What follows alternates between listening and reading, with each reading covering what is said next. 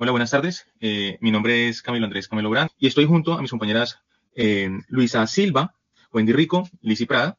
Y el día de hoy vamos a abordar la temática propia de la línea del tiempo sobre evolución política de la educación inclusiva. A mí me corresponde hablarles sobre la década de 1950 a 1960. Empezamos hablando acerca de la promulgación de la Declaración Universal de los Derechos Humanos en 1948, donde se determina por primera vez a la educación como un derecho de todas las personas, sin discriminación alguna. Y se comprende que este principio es la génesis del futuro concepto de inclusión educativa. Respecto al marco colombiano, nacional, en esta época es menester decir que el sistema educativo colombiano carece de políticas o leyes orientadas a la educación diversa o que tenga en cuenta las discapacidades de los estudiantes. Pero a pesar de esto, se desarrollan acciones con tintes asistencialistas y caritativos para personas con discapacidad sin que se hubiera establecido. En relación con esto, es importante preguntarnos cómo existe correlación entre la legislación política implementada. La legislación colombiana, entonces decimos que no contempla poblaciones diversas. Por su parte, la política pública solo se enfoca en la expansión de la cobertura básica, sin que se haga referencia a un enfoque diferenciado. Preguntémonos ahora entonces en este sentido si se aplica el concepto de inclusión.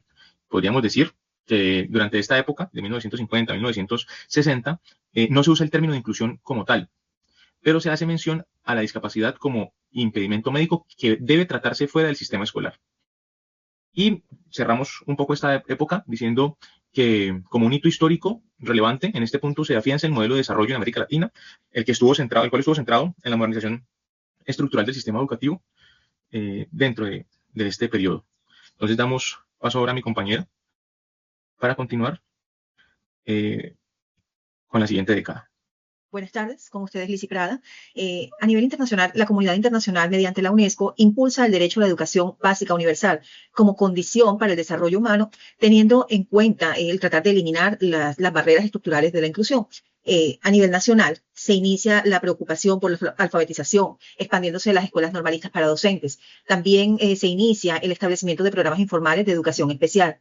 Asimismo, las políticas se encuentran enfocadas en la cobertura sin que se haya promulgado una legislación inclusiva como tal. La educación especial comienza a reconocerse como necesaria en el sistema educativo. Ya se hace indispensable empezar a tratar plenamente de este tema, aunque fuera del sistema regular. En esta época también surge el término de educación especial, vista como un subsistema educativo paralelo dirigida específicamente a personas con discapacidad. Sin embargo, se comienzan a presentar reformas educativas impulsadas por el Frente Nacional para extender el sistema educativo. Bueno, continuamos con la siguiente década. Buenas tardes, con ustedes Luisa Silva. Siguiendo el orden, la década de 1970 y 1980, un hecho internacional importante fue el trabajo conjunto con la UNESCO y el informe FOURE en 1972, donde se empezó a hablar de una educación centrada en cada persona. Por primera vez se mencionaron las necesidades educativas especiales como algo que debía tenerse en cuenta al momento de pensar y organizar un sistema educativo.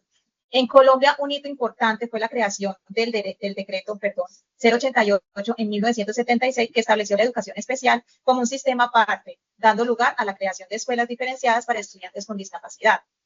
Existe una clara correlación entre legislación y política educativa, aunque la ley promueve la inclusión, muchas veces se mantiene una visión segregadora de la discapacidad. Esto se traduce en políticas que refuerzan la existencia de aulas o instituciones separadas. En lugar de transformar el sistema para acoger la diversidad, la falta de formación docente, recursos y apoyos adecuados impide una verdadera inclusión. Así, el discurso legal de inclusión convive con prácticas que siguen excluyendo, mostrando las necesidades urgentes de alinear leyes y políticas con un enfoque de derechos.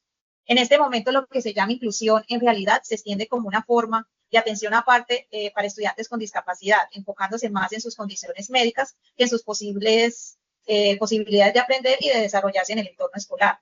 En lugar de ver la educación como un derecho para todos, se prioriza el diagnóstico y la atención individual desde lo clínico, dejando de lado lo pedagógico. Un momento importante en la historia educativa de Colombia fue cuando se creó el ICFES, una entidad encargada de revisar cómo va la educación en el país. Aparte de ahí, empezaron a tomar medidas para mejorar la calidad de las escuelas públicas y apoyar su crecimiento. Seguimos con la siguiente década. Buenas, con ustedes Wendy Rico. Yo voy a hablar acerca de 1970 a 1990 a nivel internacional con el informe en 1978, se propone un modelo de educación común para todos, con adaptación a las necesidades de los estudiantes. Este concepto fue muy importante, el concepto de necesidades. A nivel nacional, se promulga el decreto 1006 de 1984, promoviendo con ello la creación de un programa para estudiantes con discapacidad desde una perspectiva pedagógica.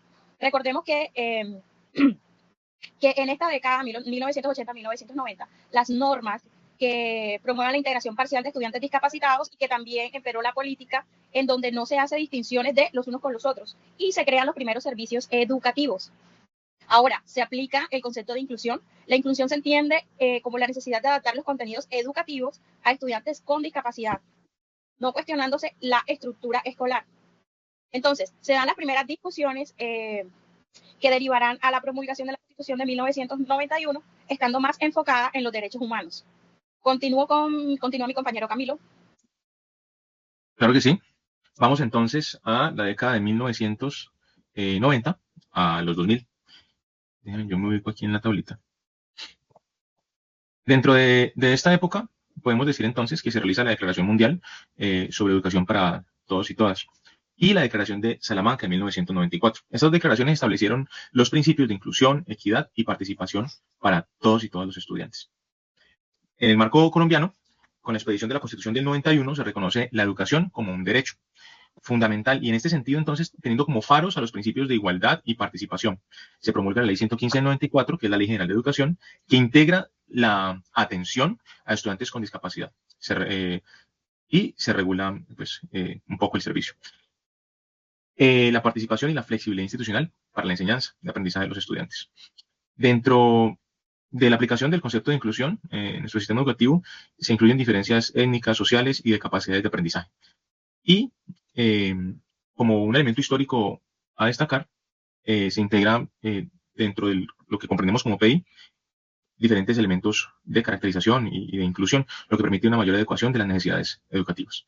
Continúa mi compañera Lizzy con la siguiente década, del 2000 al 2010. Muchas gracias. En esta época del 2000, con la promulgación de los Objetivos de Desarrollo del Milenio, cerca del año 2000, se incluye el acceso universal a la educación básica enfocados en la equidad. Asimismo, a nivel nacional, se regulan los servicios educativos para personas con discapacidad mediante la implementación de lo establecido